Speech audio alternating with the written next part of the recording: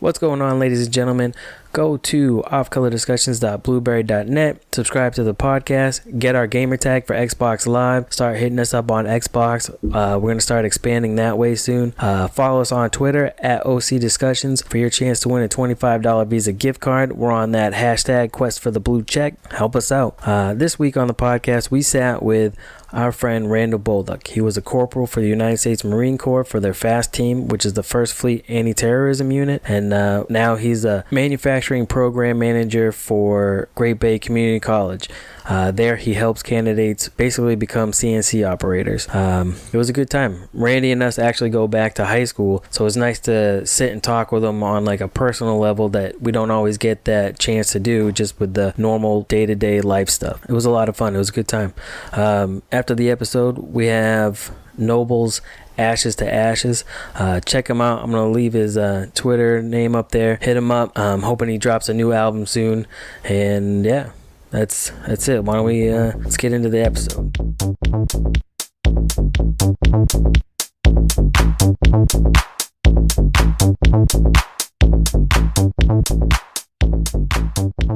I started at McIntosh College in 2006. Now, McIntosh College was one of the oldest colleges in New Hampshire, and it was in Dover. Still there? No, they closed in 2009, I believe. And then I worked for Mount Washington College. I started off in admissions, and then I did traveling recruiting. So the whole state of Massachusetts was my responsibility. So all the way out to the New York border. And so I did traveling recruiting where I go to high schools and I recruit students because we had dorms. Really? Your job was to go, yay, McIntosh College. Yeah, I used to go out and try to recruit visit students. us. And the director of residential life position opened. So I applied for that, and this is kind of a crazy story. So they interviewed 5 people, and I was one of the 5, and I came in third in the interviews. The guy that they hired to do it was living out in New York, and they hired him, and he was getting ready to move from New York City to here to take the position. And he was walking down the street one day, and a steam pipe exploded and gave him third-degree burns over 90% of his body. Damn. Jesus. And I think he ended up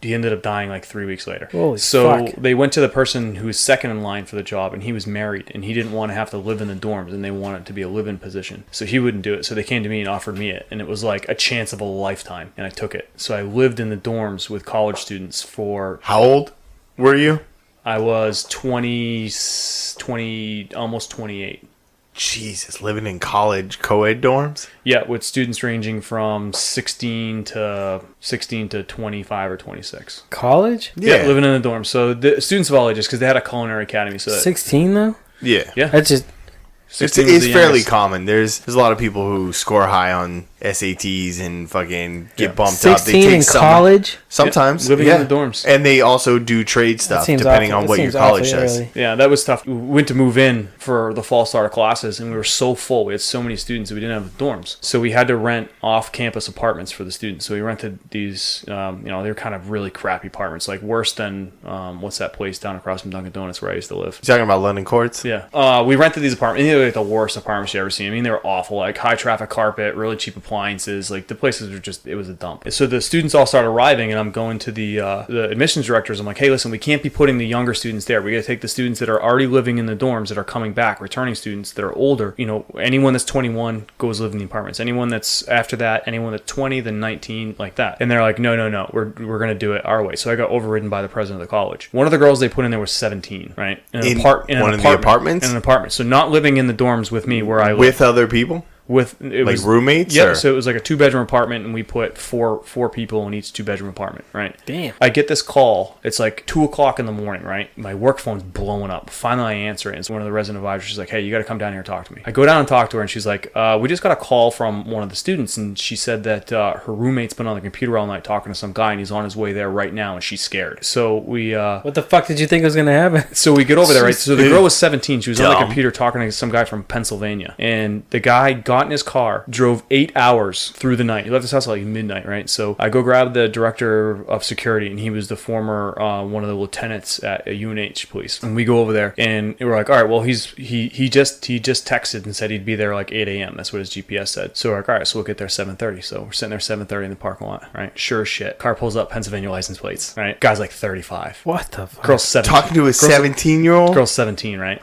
So wait a minute. How old was the girl that called? She was like 19. The roommate was was like 19. Oh, okay. So, all right. Because she was all freaked out, right? All right. So he gets out of the car, and we walk up. We're like, "Hey, are you?" I can't remember the kid's name, like Jason or something. You Jason? He goes, "Yeah." I go, "You drive up here all night?" Yeah. I'm like, "You can get back in your car and go home." And he's like, "I'm not going home." He's like, "Oh," and the church security's like, "All right, I'll call the police." Guy gets back in his car and drives back to Pennsylvania. Yeah, smart decision. What the fuck are you doing coming all the way up here for that shit? I'm assuming after something like that, that would lead you in a direction different. It did, yeah. So, how long did you work after that? Because that would have been my breaking point right there. So I stayed there until they announced that the college was closing, and then when they announced the college was closing, I stayed until I think like a couple months before the college actually closed. There was no one left in the dorms anyway. So then I left and I went to go work for Mount Washington College and did admissions for them. So they were all over the place. So they were in Hesser College. So they turned into Mount Washington College.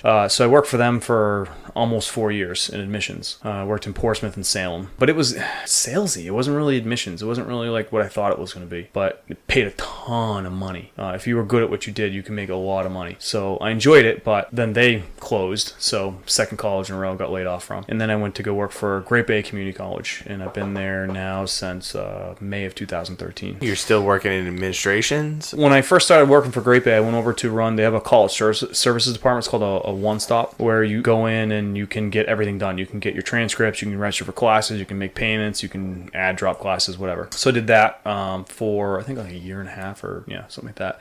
And then they laid me off. So third college in a row laid off. So they had a big cut down. They laid off like 20 something people. And then they hired me back almost immediately to do this other position, which is what I do now, which is Advanced Manufacturing Program Manager, which is I do programming for advanced manufacturing on the non-credit side. So a traditional college degree, you go in, you go for 2-4 years, you're in a degree. So I do short-term non-credit training programs. So you certificates. Yep. So you can go in. So one of the programs I have is within combination with 6 Hour. So it's a 6-week boot camp. We call it a boot camp because it's full-time Monday through Friday, 8 to 5. And at the end of the 6 weeks, you can go out and you can become a CNC operator. And it's inside of 6 Hour. So I manage that program where I got 4 instructors and usually 12 students at a time that I supervise. Now, you encounter a lot of veterans. Mm-hmm. Is that through the college or is that through SIG? It's through the college. So the GI Bill benefits, I don't know if you're aware of how that works, but they're amazing. So how GI Bill benefits work is that if you serve, so the post 9/11 GI Bill benefits, so if you served after 9/11 for a certain number of days, you get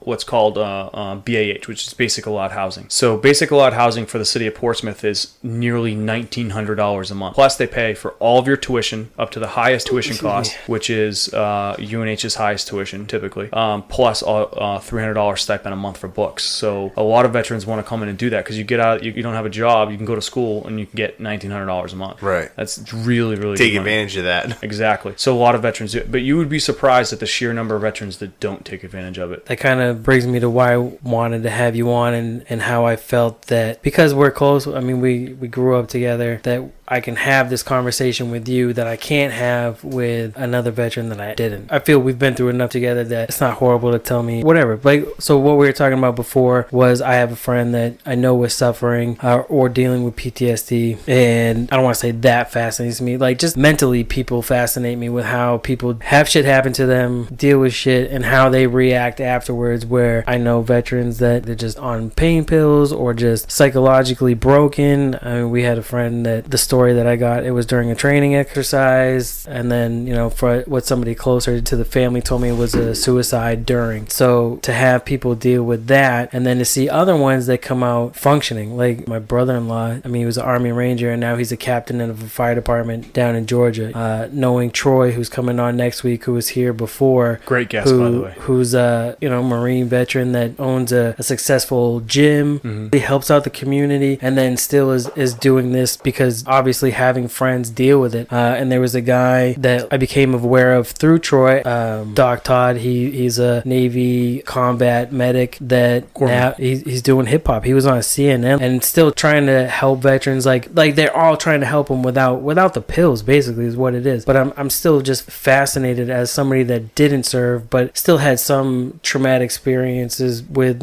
fucking broken home and an abusive father and basically being told that you're a piece of shit and then coming out now, not that I'm guaranteed succeeded, but these last 2 years, I think I've finally come to know who I am and what I want to do. Like, I feel whole. So learning what other people have mentally fascinates me. Like, even my brother, dude, like, that guy's been through a crazy amount of shit and still functions. He went to a college party, rolled his car when he hit a patch of ice because it was, New England winter, and watched a guy stop, try to help him, and get smushed between an 18-wheeler. You know what I mean? Like, to see what they've gone through, I don't want to say that it's not as much as what my trauma is, their trauma. Like, that is, I mean, that's such a sacrifice. It's like they're an own group of people, almost why I feel like police are. Like, if you're a cop, you're friends with cops. Like, that's your life. Those are your people. Like, you might have one or two outside, but like that, it's such a different core where I don't even know how to express it. Like, it's just you're surrounded by that, and I'm just. It's because most people just go through certain things, and then people who serve, whether it be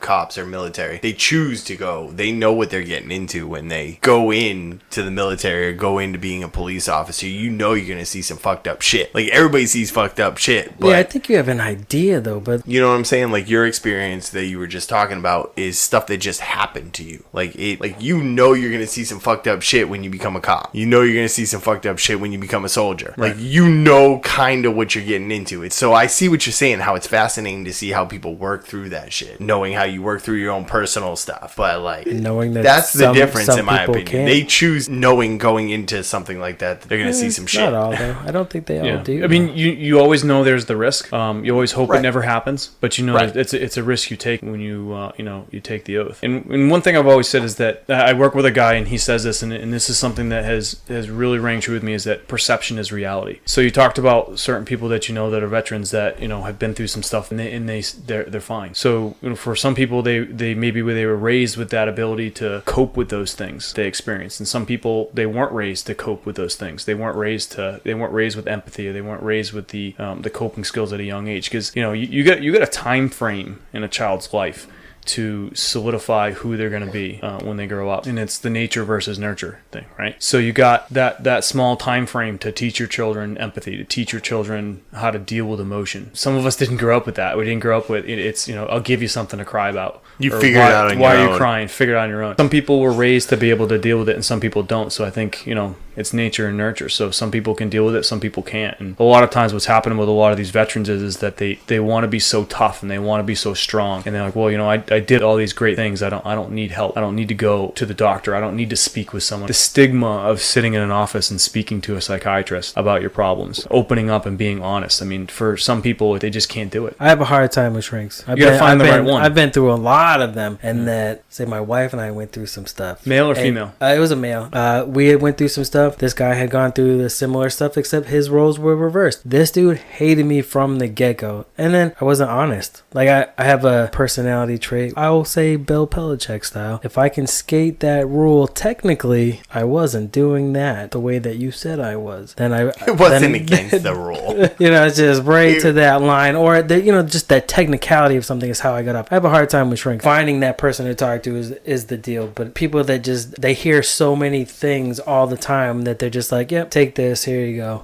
I can't get on board with that. Yeah, I don't believe in the medication route. I think in some instances it's merited, but for the most part, it's diet, it's mindfulness, and it's exercise. So have you guys heard of mindfulness? Yeah. It's changed my life. Absolutely, I think 100%. that's part of what changed mine, and I heard about a book on Rogan's called the War of Art, and it's basically about the resistance that stops you, that voice that you hear when you're like, I should do this, I should go work out. That's that resistance that stops you from what you need to do but want to do. Like, I tell that little fucker to shut up. Sometimes let me just watch one more show, or let me do that. If you would just one more beer. Yeah, it's you got to go in accepting the consequences. You got to know what's going to happen.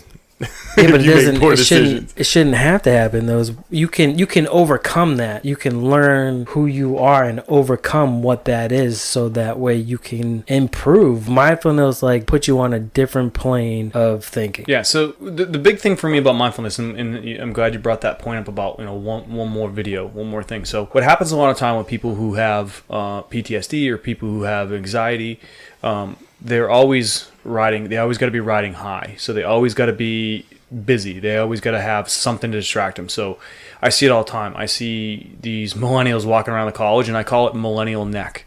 It's where their neck is kind of crouched, their head's kind of forward. It's like kind of like a turtle, because they're constantly on their phones. Like, they cannot have downtime. They've got to constantly. I mean, they step out of the classroom, and the first thing they do is pull their phones out. And so they're always riding high. So they're always having something has to be constantly distracting them. They can't sit there and be in the moment. They can't close their eyes, and they can't think about what's going on. They can't think about how they're feeling or what's going on. And I hate to use the word meditation because it scares a lot of people away, but it's essentially what it is. That's a soothing word. I mean, just meditation. The word meditation is soothing. Yeah, but if you say that to most folks, they look at you like you're a fucking retard or a hippie, fucking just, you know what I mean? Like, they don't.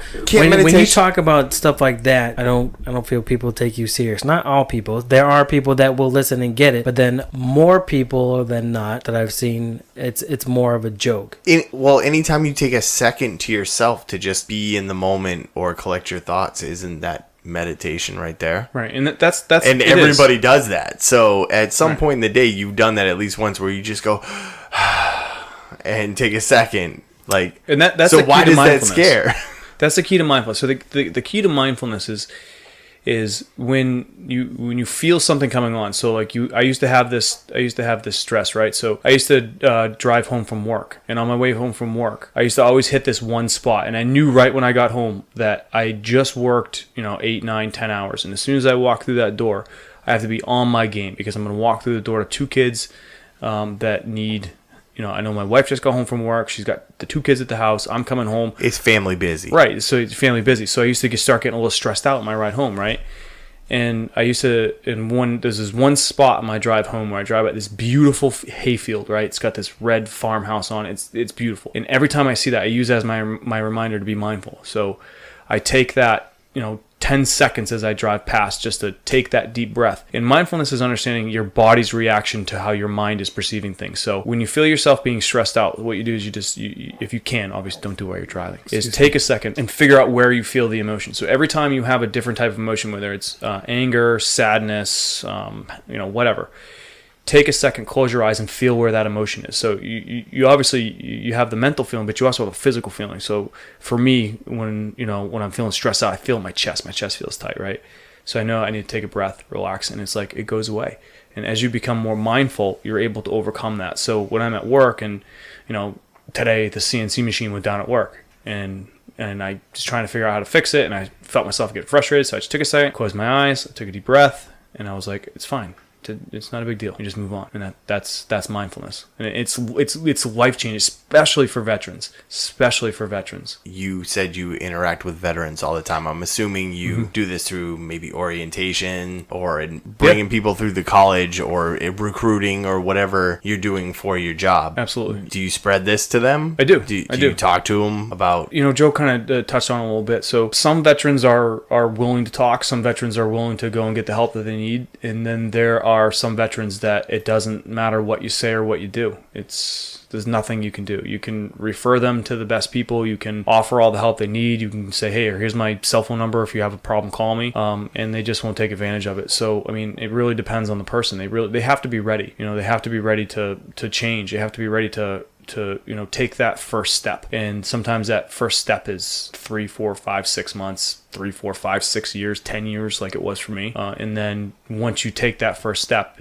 then the next step comes easier, and the next step, and the next step. So what did you do when you were over there? Sorry, let's at least focus on what you did. You were a corporal at the FAST? Yep. So I obviously the three of us graduated high school together in 99, and I went into the Marines in July of 99, and I went in as a 0311 infantryman, but I had a billet as a FAST company. So FAST is the First Fleet Anti-Terrorism Security Team. So the FAST Marines so you have the Navy SEALs, right? So Navy SEALs are counterterrorism. They go in, they kill bin Laden. They go in, they find insurgents, and they take them out. Anti-terrorism is either to prevent a terrorist attack that they know is going to happen, or to go in after a terrorist attack has happened and secure the area. So, for example, in I believe it was October, November of 2000, the USS Cole was off the coast of Yemen, and they rode up in a boat and they put a giant 15-foot wide hole in the side of the boat and killed 13 sailors. So our platoon was the on-call platoon called the Alpha 1 platoon. So there was about 40 of us in the platoon.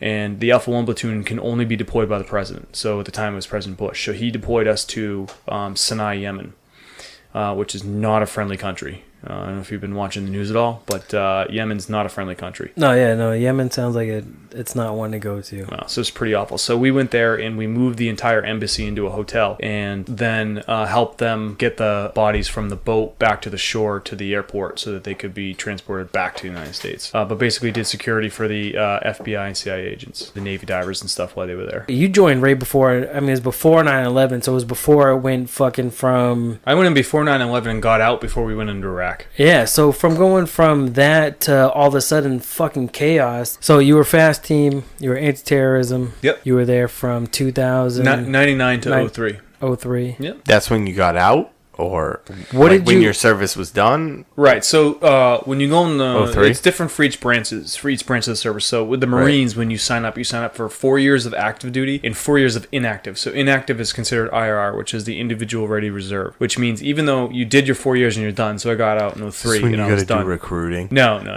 So you get out and it's called the Individual Ready Reserve. You don't have to... Well, I didn't have to report anywhere.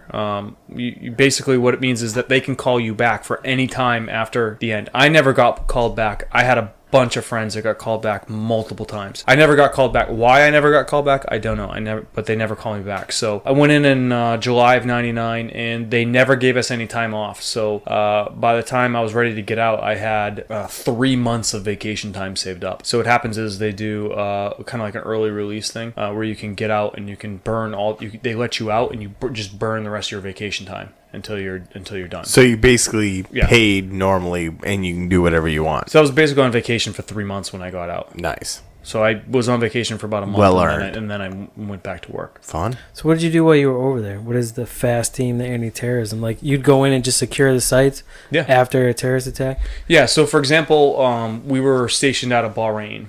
So I did 2 6-month deployments to Bahrain. Bahrain is picture taking the city of Manchester. Pull this closer. Picture taking the city of Manchester, right, and putting it 15 miles off the coast of Portsmouth, and then building a bridge to it. So the reason why they built the bridge to it is because Saudi Arabia, like if we were in Saudi Arabia, Michelle would have to wear a headdress and sit in the back of the car. Same thing with your daughter. Yeah. Right. But in Bahrain, they don't have laws like that. Women can drive, men and women can drink. So what happens is all the sheiks come over from Saudi Arabia and they come over to Bahrain and they stay in the hotel. So the only place you can drink in the country of Bahrain is in hotels. And they had this awesome Irish bar. We used to go to one of those Irish bars where you get Guinness and it's warm. It's room temperature. Oh, like you cannot get cold Guinness. Real. Yeah, you cannot get cold Guinness. And all the sheiks would be in there right drinking as well because they can't drink in Saudi Arabia, so they'd all come over there. So we were in this country called Bahrain, and they had everything. They had a mall. They had a Ponderosa restaurant. Really? They had a JC.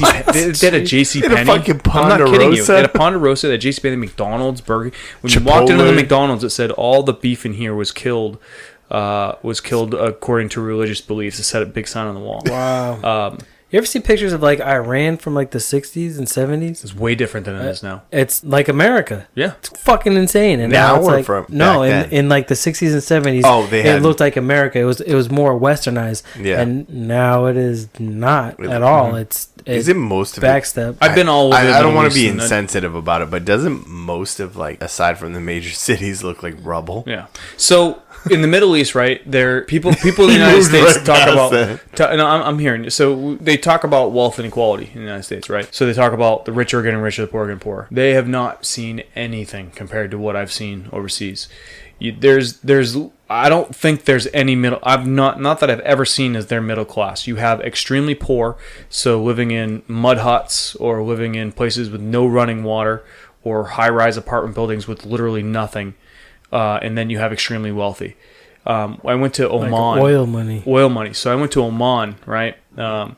And I went to one of the places I'll never forget was Doha, Qatar. So the World Trade Organization meeting, right, which the ambassador of trade in the United States, if you look it up, I think he's like 6th in line for the presidency, right? So my platoon was in charge for security for this guy at the World Trade Organization meeting in Doha, Qatar in, I think it was 2001. They put us up in the Ritz-Carlton Hotel. If you've never stayed in a Ritz-Carlton hotel, this place is unbelievable.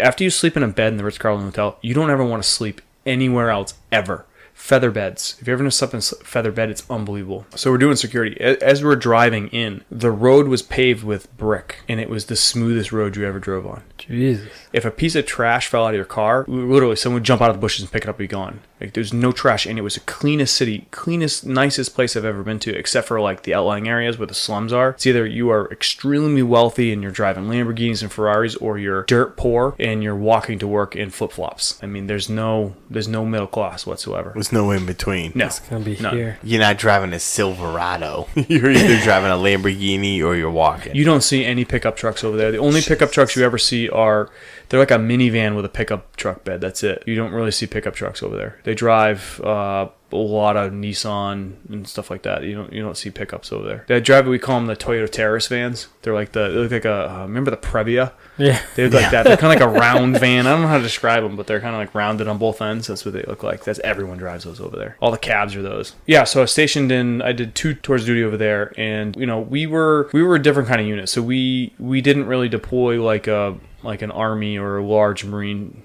Corps force would. So we basically just went wherever we were needed. So whether it was Doha for security for the ambassador of trade, or so when a ship leaves to go over to the Middle East, there's 2 ways they can go. They can go through the Suez Canal, which basically is kind of in between Africa and Europe. Right? Oh, yeah. Or they can go around the Horn of Africa. To go around the Horn of Africa, it's like another 30 days. So it's 29 days from North Carolina to the Suez, or 60 days to go all the way across and go around the Horn of Africa, which I've done both. Jesus. So one of the examples is that there was a oil container ship, and the oil container ship I think had 500,000 gallons of oil on it, and it was a refueling ship which would refuel other ships out to sea. So they were afraid that after the USS Cole got bombed, that would happen to this ship. They told us that if you opened up the main container of oil in the ship and dropped a grenade in it, it had a 10-mile blast radius, which means anything crap. within 10 miles would be destroyed if you dropped a grenade in the main oil tank. So this is the coolest thing, and everyone always asks me if anyone ever asked me what was the coolest thing I ever did in the Marines, and this is the story I always tell. So we're floating across, right, and we're getting ready to go into the Suez Canal, and we're on it, and this oil ship is an MSC ship, which is a military SEAL command. So it's not run by sailors. It's run by government employees that are part of the military SEAL command. So they're merchant Marines, right? So I'm standing on the front of the ship. My job is to guard the front of the ship, because as you go into the Suez, it's a choke point. So there's literally, you're in this massive ship the size of a cruise liner, and you have 20 feet on each side of you, and then there's dirt. Right, because it's basically just a canal. We get ready to pull up into the mouth of the canal, and the captain of the ship walks down, and he says, "Hey, Marine," he said, "How you doing?" I said, "I'm all right, Captain. How you doing?" He's like, "Good." He's like, "You're about to see the coolest thing you've ever seen in your entire life." I'm like, "Okay." I'm 20 years old. I'm like, "Oh, okay, old man. Show me something cool." And he goes, "Watch the front of the boat." As we go to pull up to the Suez, it starts to get a little more shallow, and just then a submarine pulled up in front of us. So what they do in order to sneak submarines around, a large container ship will leave the coast of the United States. The submarine will go underneath the container ship because it can't be picked up by other submarines or airplanes. What? And it hid all the way from North Carolina all the way to the Suez Canal, basically Egypt. Jeez. Underneath the ship. Wow. And no one knew it was there. And the captain said, "I knew it was there because I was doing pings as we were coming in, because I was looking for rocks and I picked it up on a ping." But it's like, if it wasn't right under us, my ping wouldn't have picked it up. But a submarine came right up from underneath us, and then all the way through the Suez was right in front of us, and ducked right back down underneath us when we got to the other side. It's the coolest thing I ever saw. Didn't even know it was there. The whole time I'm riding on this, 500,000 gallons of It's one of fuel. ours. Right. Yeah. Thinking, Mike, not knowing there's a nuclear submarine underneath me. So if anything ever happened, this thing could just pop up and destroy anything within, 1,000 miles. Jesus. It was really cool. So after being in, like, when you see the news about what's going on, North Korea, Russia, shit like that, are you prepping with news talk getting ramped up of what's going on now? Are you like, fuck, man, this is close? Or do you see it after being in, like, it's not smoke and mirrors, but still just talks? Yeah. So one thing I know about the United States is that if you look back at World War II, do you know why the Japanese decided not to try to invade the United States? There's a famous saying from this. So the famous saying is that, and it was one of the Japanese admirals or generals, and he said, "Attacking America will be foolish because behind every blade of grass is an American with a firearm." So the idea of a foreign country invading the United States is laughable. So there are 400 million firearms in the hands of civilians, which is 70 times the amount of firearms that are in the hands of law enforcement and the United States military combined, 70 times more. So I'm not worried about the government taking us over. I'm not worried about a country coming in and taking us over. I'm not worried about any of that. Now, as far as North Korea goes, I'll be honest with you, I'm worried about that because when it was Saddam Hussein, unstable. Right, when it was a Saddam Hussein, he wasn't stable, but he was somewhat stable. With Kim Jong-un, that dude is unhinged. I don't think he's going to hit us with something, and if he does hit us with something, it's not going to be here. It's going to be New York, LA, Washington, which we should be all right. We'll be all right. He's going to hit an ally first. What I would be worried about would be the destabilization of our economy through something, EMP, nuclear attack or something like that. So, but am I actually worried? Do I think it's going to happen? No. But I'm under the philosophy that every American should own a firearm, and every American should know how to use that firearm. That is our greatest defense as a country, because one thing I always say is that the Constitution doesn't grant us rights. Okay, they're given to us. They're inalienable rights. They are our rights. It is the citizen's duty to protect those rights, not the government, it's not the police, not the military. It's our right as citizens to protect those rights. So I think every citizen should own a firearm, should be proficient with that firearm. Doesn't mean you have to put it on your hip and take it to work with you every day. It doesn't mean that you have to go to the range every weekend and shoot it. It just means that you should be proficient with it, and you should have it ready in a safe place where obviously where your kids won't get it. But every American, every red-blooded American should own a firearm and be prepared to use it. That's just my personal opinion. As someone who frequents fire ranges, I do, yes. You do. Now, do you actually work for SIG, or do you just go there because that's the closest place for your fire range? Like, I know you've been involved with SIG before. So I don't work for them. So how it works with the program that I supervise is that the 6 Hour is they're just an amazing partner in the industry. So the program in my job was created using a federal grant.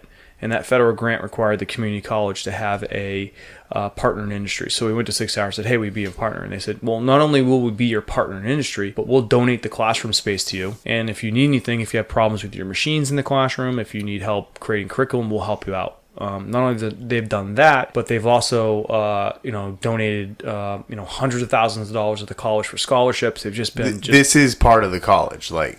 This program is through the college. It's through the college, but it's held inside of 6 Hours. So they donated the classroom space. They're a partner in the program, but it's through the college. Right. So the program itself is not specifically designed for them, but they do hire they hire majority of the graduates because they have such a need for CNC. Do you get a lot of veterans that go through the program? Or? Oh, yeah. Yeah, so you typically have 2 or 3 a class that go through. How large is a class usually? The max capacity is 12. Okay. We have a 6-to-1 student to instructor ratio, so it's tough because it's a room with no windows, and you got you're in there from 8 a.m. to 5 p.m. Monday through Friday. So it's a tough program, and it's a lot to learn, but I see a lot of people come in. So a lot of people, it's a great way for people to come in and go from working landscaping or working at Dunkin' Donuts or the mall, whatever, building to fences. instantly. That's not very nice. That's not nice. Instantly into the middle class. So with the program, right. Like you're saying, they go through the classing, and now do you get a lot of range time? No. So none of this is. So CNC is computer numerically controlled. So if you look around this room, very few things in this room are actually made using a CNC machine. So most of this stuff you see, like these parts of the microphone and all that stuff, is all extruded. So it's all there's 2 types of manufacturing. Molds. There's additive manufacturing and subtractive manufacturing. So additive manufacturing is molds. Subtractive manufacturing is CNC lathe mill. So you're down to like machining things. You're programming it, and it's cutting it in the metal or plastic that you're using. Metal, plastic, composites. Yeah. Right. I gotcha. It's not just the same stamp over and over. No, it's not. It's not a mold or a stamp. It's solid block of metal cut down to whatever you want it to be. Right. The reason for that is that with additive manufacturing, so when you're using a mold, it's not as strong. So when you're using CNC, you're taking a solid block of metal that they can make as hard as possible, and then you're reducing that block of metal down. So for example, 6 Hour, if they're making a slide for a firearm, That slide comes in as a water jet cut piece of metal that's roughly the shape of the slide. It then gets put on the CNC machine, goes through a series of process, an hour, 2 hours, 3 hours, whatever, and then it's reduced down to the actual frame that all the parts can be loaded into. Right. Gotcha. And which makes it super strong. Because if you just tried to make it out of cast, try to cast it or make it out of a mold, it's not strong that way. It'd probably shatter. Yeah. That's in firearms. You need to be, not only do they need to be extremely strong, but they need to be extremely high tolerances. So your human hair, right, is 4/1000ths of an inch. Okay, these CNC operators that we're training, they need to learn how to measure tolerances. Yours are definitely less. Yeah, you're like no thousandths of an inch. So you're in the tens of thousands. So when you're measuring these parts, you need to measure to 10,000ths of an inch. So you're measuring like your hair. Stuff, a lot smaller than a human hair.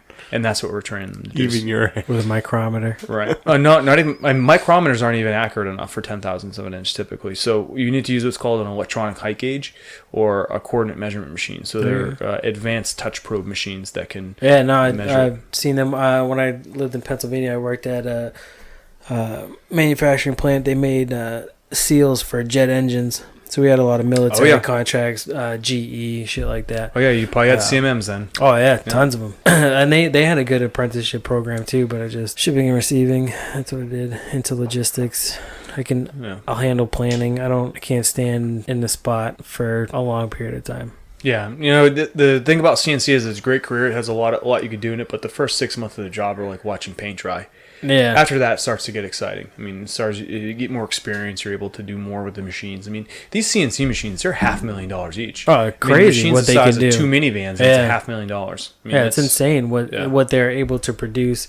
I mean, even like where I work now, like Sterilite. I mean, it's all molds, right? Injection molds, plastic, but like it's all robotic, fucking connecting and going in. It's like Jesus Christ, man. Yeah, automation is the future. I mean, that's no, it's the now. It's not the future. It's automation. Automation is everywhere right now. Well, you'd be surprised. But it's not. Wait until it's like no. The way we build our cars, the way we build our, the way you get your soda, the way you get your food processed, everything is automated right now. Like everything is robotics.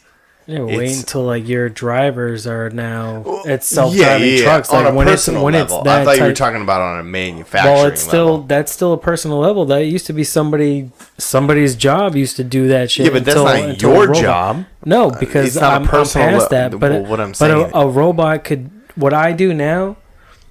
Even what my whole apartment does, a computer can do, even the warehouse part, they could easily pick and load trucks through robotics eventually. Like eventually, a lot of physical jobs, except for maybe the trades, because you physically have to go to somebody's house to do plumbing and install stuff like that, and electricity and fence work, and some of that stuff is not going to be. Why does fence work? That's not even like a common thing that people think about. Why do we keep bringing that up? I'm just, fences. Do you know somebody who does fences? Jesus, stop with all that. But it will be all automated. But no, I know it sounds like a good program. I know robots can do my job. We have a mutual friend that I think that was a big adjustment for him, and I know he enjoys it. But he's not actually running a machine though. He's just setting them up. Yeah. So, it's a great job, and you're right. Automation will take over everything. Robotics will take over most things, but there are so many things that robots can't do. So, for example, I had a student today ask me, and he's interested in the program. He said, "I'm interested in doing this, becoming a CNC operator, but I'm concerned that robots are going to replace me." And robots are good for certain things. So highly repetitive tasks are great. So I work with this company over in the Peace Trade-Port, and they create robots that has a little sensor, and it watches apples go by. And if there's a bad apple, it has it literally looks like a hand. It's got suction cups, and it goes down and can grab an apple and toss it out and just keep grabbing apples. It's the most amazing thing I've ever seen. Probably moves fucking fast. It's unbelievable. You don't want to be anywhere near this thing. And that's great because that's, it's a very repetitive job. For things like, CNC operation where a single part can take you 3 hours to make, why are they going to put a $200,000 robot on that when they can pay you $50,000 a year to do it? And between maintenance of the robot and programming of the robot, it's going to cost them way more to have the robot than have you. Right. Those robots are extremely expensive. Right. Not everything is going to be automated, but there are going to be a lot of things Especially transportation, I feel, is going to be self-driving, automated thing. Low skill. Most low skill stuff will go first. So anything that's See, NASCAR is low skill. You shut your fucking mouth. You couldn't do that. You'd pass out. I could rip some G's. I would probably pass out too. Gravity bongs don't count. Fair enough. So when you get involved with SIG, all your firearms only SIG? No, I have SIG, Colt, HK. I even have a Sears and Roebuck firearm. I kid you not. Well, I want to get into like your competitive shooting. Mm-hmm. Sears and Roebucks. When they used to sell houses out of the catalog. Sears and Roebucks. I literally have a Sears and Roebuck firearm. That is fucking awesome. Back when you can go to Sears and Roebuck. I have. I learned to shoot on it. It was my very first gun. Yeah? And I still have it to this day. When was the last time you fired it? 30 years. I'm putting you on the spot. About 3 months ago. Really? Yeah, I still shoot it. It's pretty awesome. Yeah. Where do you go? So I have a range near my house, and then I have 17 miles worth of trails where they just clear cut a bunch of it for logging. So it gives me a nice anywhere from 200, 300, 400 yard range. I can shoot awesome. So how the hell did you get into competitive shooting after? Is that your release? Is that where you found your happy spot? I love shooting. It's one of my favorite things to do. It is fun and therapeutic. Yeah. It is. So for me, I went down to the range one day, and I just went to go shoot. It was Sunday morning. And I went down to the pistol bays, and the pistol bays were all packed, and I went over there, and they were having shooting competitions. And so obviously I couldn't shoot because all the pistol bays were taken up. So I just struck up a conversation with some of the guys there, and they're like, yeah, you can, super, super friendly guys. I mean, they don't care what you shoot or what your experience is. All they care is that you don't shoot them or yourself accidentally. Safety is all they care about. That's an important part. Yeah, I think they recognize that, based on my military experience, that I knew how to handle a firearm. I had some of the basics down. So I went back the next weekend, and I had my crappy holster and only my 2 magazines and a bunch of steel cased ammo, and just started to shoot. And then I fell in love with it, and then I kind of went head first into it and reload my own ammo. I have a full gear, like special belt that goes on using Velcro. I got different kinds of holsters. I got all different kinds of holsters, all different kinds of competition firearms. I got all kinds of stuff. Now, what changes the way you feel about shooting from doing it in the military as part of your job to just one day firing off at a range and discovering a new way to fire a weapon? I'm so glad you asked me that question. And it just seems like your entire demeanor changes when you start talking about firing competitively. So when I was in the Marines, we, next to the Navy SEALs, the Fast Company Marines get the most ammo to compete with.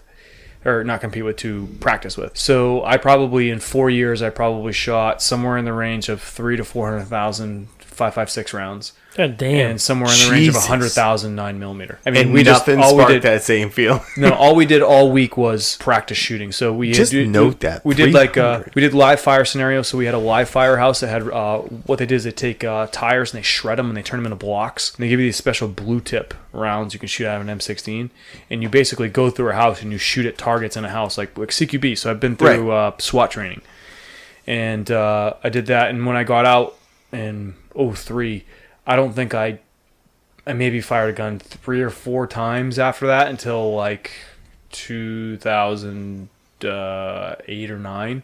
I mean, I went 4 or 5 years after the military. Shooting. Yeah, 4 or 5 years after the military. I was so tired of shooting. It didn't bring joy to me. Right. And then for a graduation gift for earning my master's degree, my wife bought me a Sig Sauer P226, and I took it out and I started shooting it, and I fell back in love with it. That was it. And then from then on till now, I've just been shooting competitively every weekend. Now, is that the gun that made you feel that, or the firing the gun? I think it's a little bit of both. I like the challenge of it. I mean, shooting is, if you think about it, if you compare it to shooting a basketball or anything first like that, off, about competition, harder. Like when you're shooting competition, like what's the objective? Are you basing points? Are you shooting at multiple targets? Are they moving? So it really depends. So there's a couple different things that I do. I do a steel plate challenge, I do IDPA, and I do USPSA. So steel plate challenge is 24 steel plates, and you stand at 10 yards from those 24 steel plates, and they're lined up in plate racks of 6. So you have a left plate rack and a right plate rack, and they're all lined up, and the steel plates are roughly the size of a small paper plate. And what you do is you have 4 magazines, and so you start with a magazine, right? And you shoot the first 6 plates. Then you have to reload, shoot the next 6 plates, reload, shoot the next 6 plates, then reload and shoot the last 6 plates.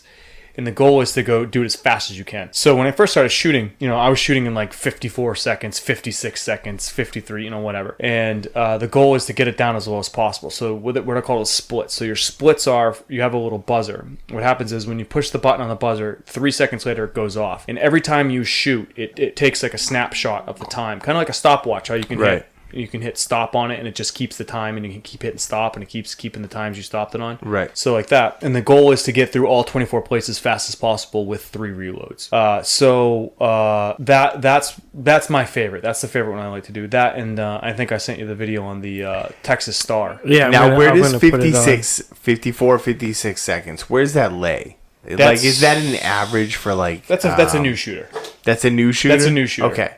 That's brand new. So if I brought you to the range, you'd probably shoot somewhere in the 40 to 50 second range. Bullshit. You'd be lucky if you hit a fucking target. Fuck you. I would hit a target. This ain't a video game show. This ain't an Xbox controller, bitch. This is a gun. Okay, let me just say, I have fired weapons before. I am a fairly good shot. I smell competition coming. No, anytime you want it. I'll make you guys a deal. I'll make you guys a deal. Right up the road. I will provide the ammo and the firearms and the gear. I will provide everything, and you two can go out and go head to head, and then you can go against me. I'll do it whenever you're ready to go. Wait, what was that last part? You guys go against each other, and then you can see. And then I'll run, and you can see how I do it. Yeah, but your score doesn't count. That's fair enough. Fair enough. I just want to see. We'll still count the score, but just tell me where our score counts.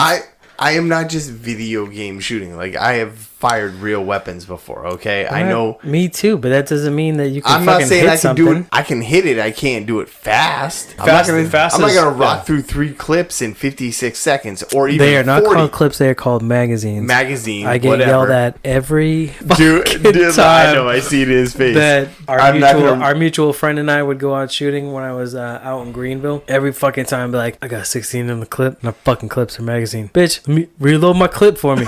It is not a clip. It is a fucking magazine. Can you just put a couple? I'm popping clips, man. Just one more. I got clips all day.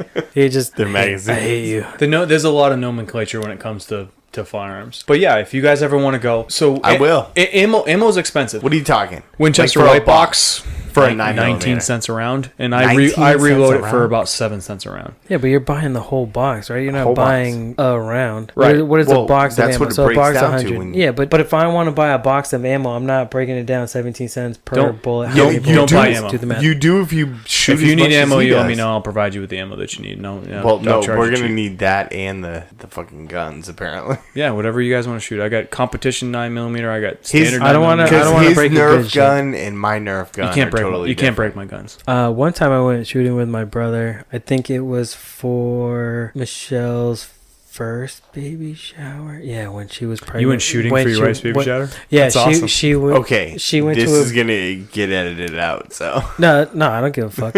she had her baby shower. I went shooting, and one of them was like the fucking Dirty Harry 357 mag. My brother drops this gun. Was that the 50 caliber revolver? He had shot. No, it's 357. It's not 50 caliber. It's 357. After he shoots and empties the barrel or whatever you want to call it, because it's a revolver, drops the thing. Oh my god, we're gonna get fucking panic, dude.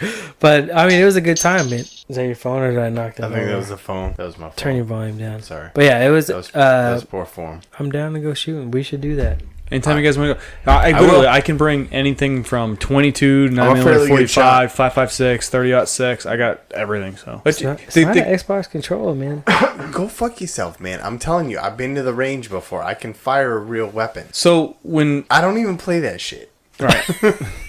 I'm not good at it. So what I tell people, if you want to get into shooting, go do still play challenge. I think that's the best way to start. So the video that I sent you that has the Texas Star is my absolute favorite thing to do. So it's 5 arms and it spins and it's got plates on the end, and you have to hit the plate. So what happens is it works on a fulcrum. So if you hit the wrong plate, it'll start spinning out of control and it makes it nearly impossible. So you have to shoot it in a certain order, knock the plates off in a certain order, or a thing will spin out of control. It's my absolute favorite thing to do. But the other one I shoot is IDPA, which is the International Defensive Pistol.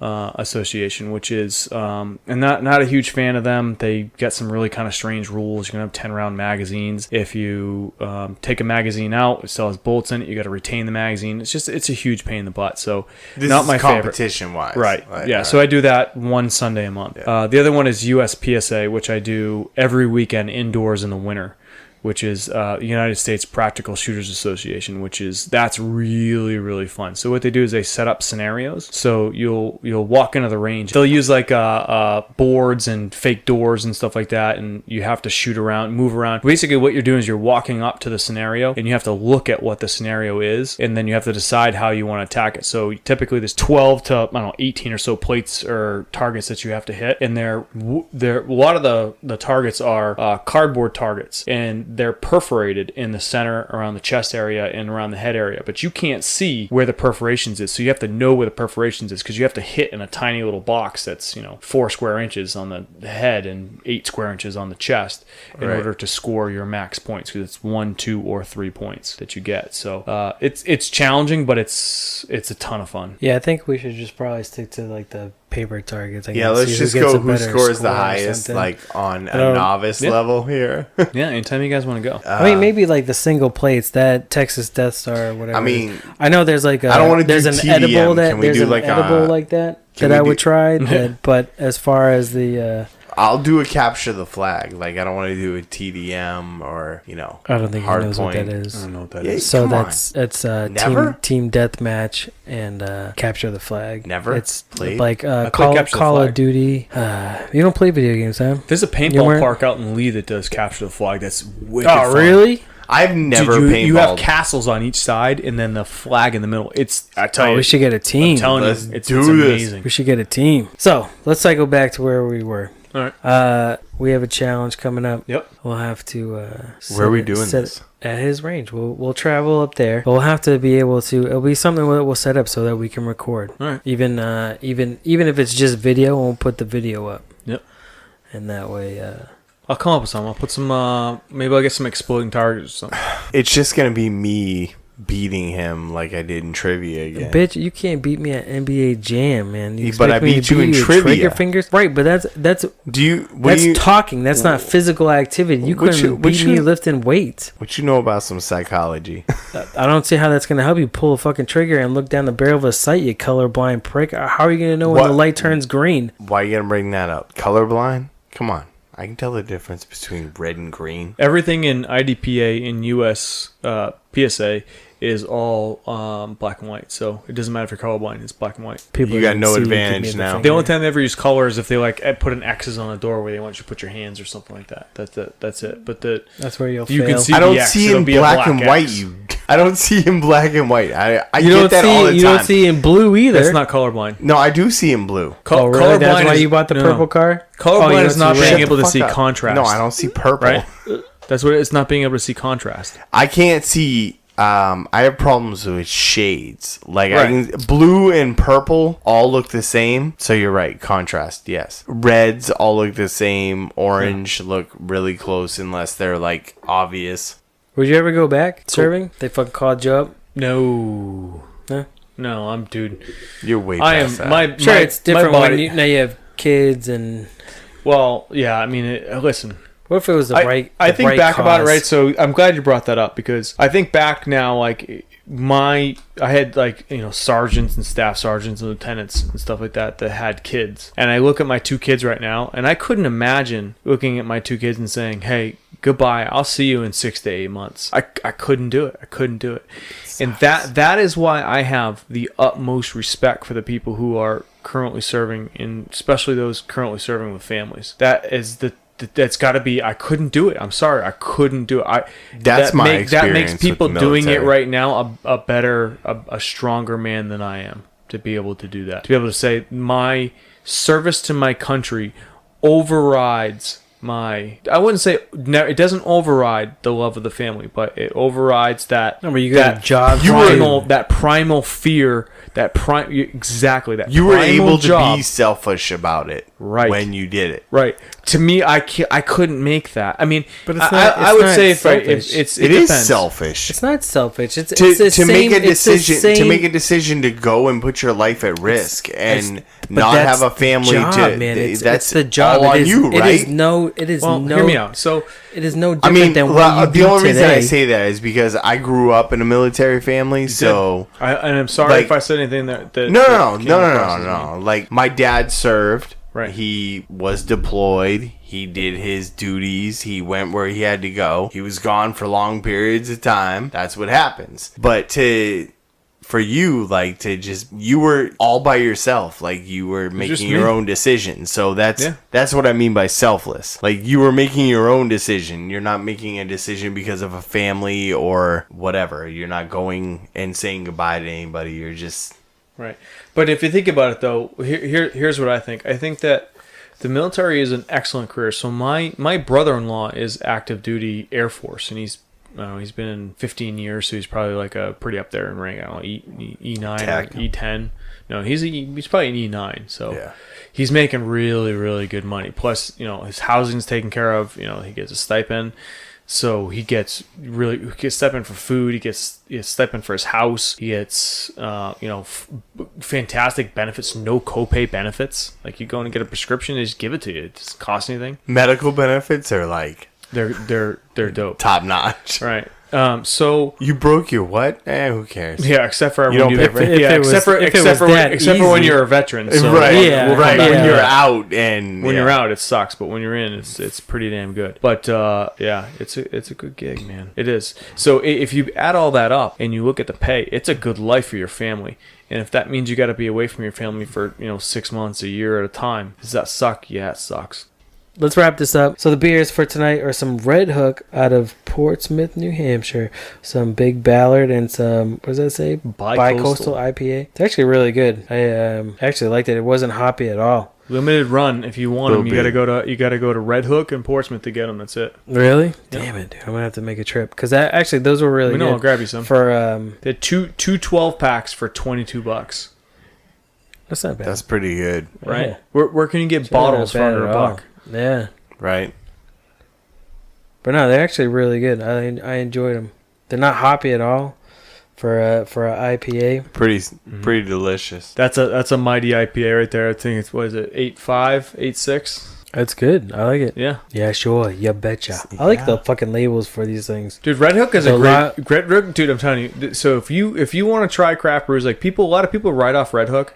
Dude, you can go there and you can do the flights. You can do. But they have the Jamaican They beer? actually distribute a lot of beers that people Right? don't know about. They have Kona. Kona's. Oh, yeah, Kona. Kona's great summer beer. Dude, I love Kona in the summer. Longboard is so In the summer. good. See, I thought So didn't good. Budweiser buy them? Kona?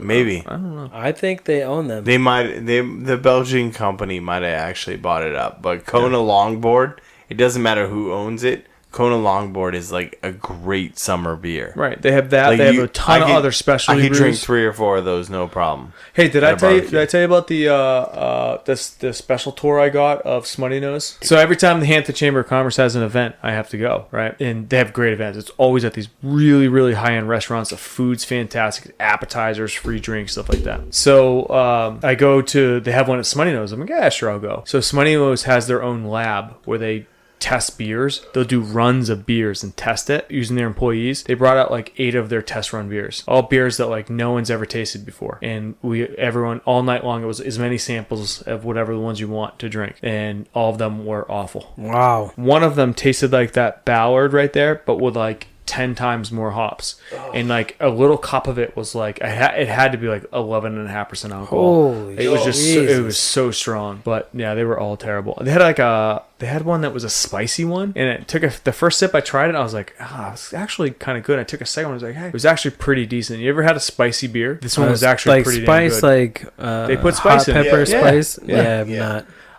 They can be really, really, really bad or really, really, really good. This one was actually pretty damn good. Like it was like a smooth, like a Picture like you ever had Tapatio or Cholula? It's like jalapeno. Like, yeah, you guys had it on your breakfast sandwiches at Umbigog. It's like that not even that, like, you know what I mean, like that light spice. It's a little bit of burn, like as you go through the taste palette. Oh, he's obviously done. Who? The one? No, you. Not good. Took the headphones off. Oh yeah. I will link everybody to your YouTube so they can see you shoot. Let me get some better videos up, and then I'll give you a link down the road. All right. Because those aren't great videos. So let me get some better videos up. We'll because I want people to be able to see it and go, oh, that's something I want to do. I think if they see these videos, they're I'm not gonna say it's not gonna make them want to do it, but I want to make it promotional almost. I hear what you mean. Right. So we'll do that, and we're gonna set up an event for us to come whenever you're ready to wager and combat. You can come, or I can come to you. All right, we'll figure it out. Yeah. You got anything to add? No, you're pretty much done. I'm gonna whoop your ass. You ain't gonna whoop shit. Cat. All right. Are you serious? I'm gonna whoop your ass. Thanks for doing this. You're welcome. Come back Thank you very much. Hey, I love the podcast, by the way. Thanks. We're getting there. Yeah. Working it. You guys are doing a great job. Keep it up. Trying. Thank you. Later, buddy. Take it easy. Peace out.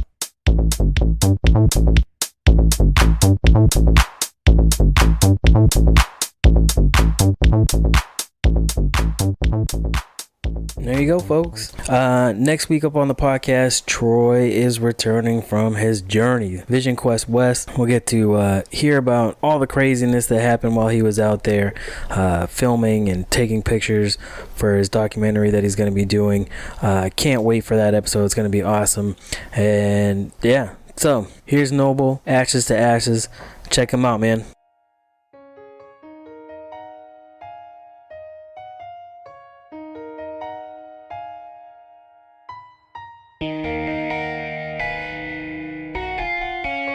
Pressurizes and I can't maintain. I try to fight it, but it stays the same. The light fades into the darkness now. The walls all around come crumbling down.